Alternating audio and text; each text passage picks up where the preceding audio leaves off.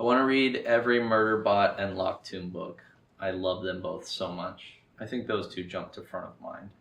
There are others, but maybe they're not as well known, so we'll leave it at that. Bar none? Wow.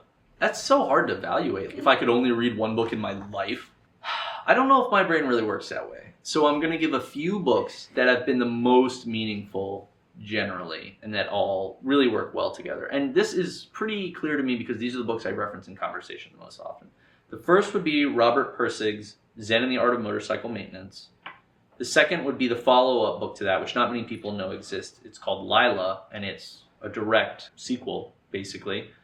Those two books really deal with, guess what Pirsig calls the metaphysics of quality. It's a philosophical framework delivered as a novel that is just mind-blowing for a person who wants to make things for a living, or anyone really. And I've read a lot of philosophy, and that is probably the most useful and relatable book on philosophy I've ever read. It reads like a mystery, delving into the past, dealing with the present. It's just genius. When I first read it, I just had this enthralled feeling of I couldn't wait to read more and more of it. Suzuki's Zen Mind, Beginner's Mind is just a great practical guide to living as an artist. Kind of like other books I've referenced, it lowers the limit. If you just imagine that instead of talking about meditating or sitting in Zazen, he's talking about drawing, then it just gives you this freedom. He basically says, the point of our practice as Zen practitioners is not to reach enlightenment, it's just to sit on the floor in Zazen every day. I took a lot of encouragement from that as an artist because I was like, okay, I'm not trying to be a master right now. It's my job to just draw every day. When you lower the level of your expectations like that and you just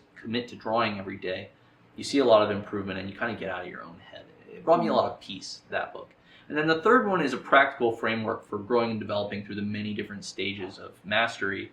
This was a book written by Josh Waitzkin called The Art of Learning. And I won't say too much about it other than that it's basically one guy's journey from being a beginner to being a master in two different fields. And in the second of his major fields, he won the world championship in that field. It was a type of martial arts, Tai Chi push hands. There's just so much in there. It goes through philosophy, practicality, being authentic to the self, good sort of educational principles. It's almost like everything. Ironically, he references Pirsig's book in that book. I think that was how I first got exposed to Zen and the Art of Motorcycle Maintenance. So that little trio's been really, really profound and useful to me. And I have to say that that group is my favorite books. I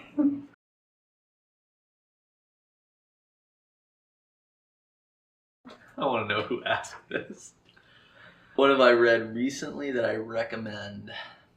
I have been reading a lot of books on business and management because of starting to grow the company. And I've also been reading, actually this is something that I think is even more broadly applicable, which is I've been reading a lot about the Clifton Strengths. A company called Gallup does Clifton Strengths testing, and this gets used a lot. Fortune 500 companies will have all their employees take the Clifton Strengths, and then they use that to form good teams of people that cover up each other's weaknesses and support each other's strengths. And there's a whole paradigm around it. But I find it to be really fascinating. I love these different lenses for looking at people and thinking about how they operate, why they do what they do, and how they can be their best. And this is related to when I was talking about in teaching, I'm trying to learn about how a person operates because everybody's biggest limitations are different. I used to assume that if I could just, well, I learned all this stuff, I can just tell it to you and then you'll be able to use it. But it really doesn't work that way. And the Clifton Strengths framework is a great one and a very reliable one in terms of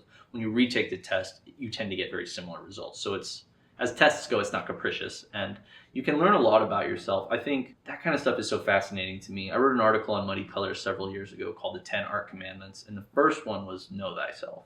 And using art as a lens to explore the self and using exploring the self as a method by which to enhance the art. It's this virtuous circle. So Gallup's got a lot of materials on that stuff, and they even have a podcast where they talk about, so you might take the test and you get like your top 5 strengths and your top 10 strengths, and they tell you to really focus on those.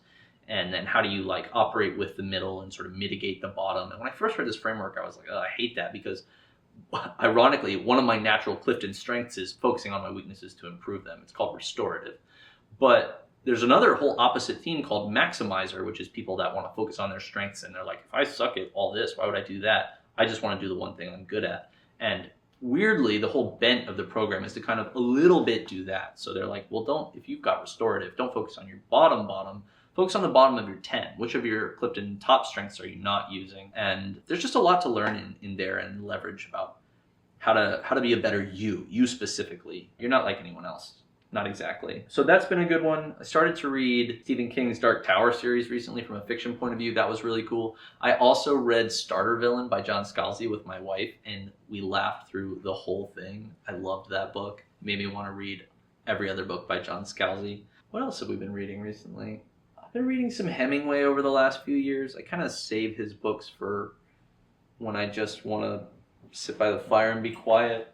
The Murderbot books are awesome. Mm-hmm. But this question, this is like somebody who knows me. I'm trying to think of what's current.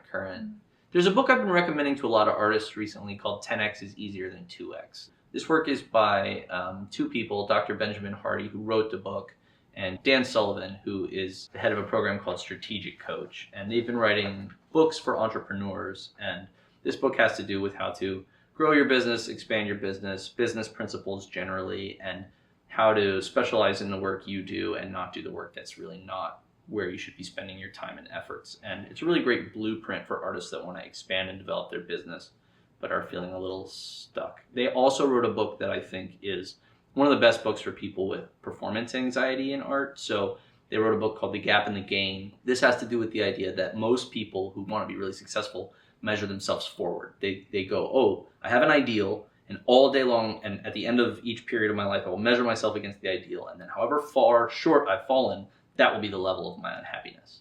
And Dan's whole idea was, why don't you flip that and look at where you started and measure against that? So you have an ideal, of course everyone does, but ideals are like the horizon, right? They're always moving out in front of you. So he said a lot of the most successful people and people he's been able to coach into this mindset have increased their achievement or success by whatever metrics they have. They're measuring backwards. So they go, okay, I was not an artist 12 years ago. Now I make a living as an artist. Wow, that's a great improvement. And then they reflect on that. They go, how did I do that? They break down that success and they use it to move forward again. And they go, 5 years ago, I had been an artist supporting myself. Now I am doing whatever the case may be. Now I'm working on films, or now I'm, however they're measuring their progress. And so you're always looking back to measure yourself against your own self, not looking forward to measure yourself against some mythological character you've invented who should have been able to just shoot through life with no problems. And that framework, I actually got exposed to that book right at the beginning of working on designing Murderbot, and it probably saved the project for me. I was so in my head. So that book, I really recommend that book. And it's not super recent, but recent enough. I don't think I've talked about it online much.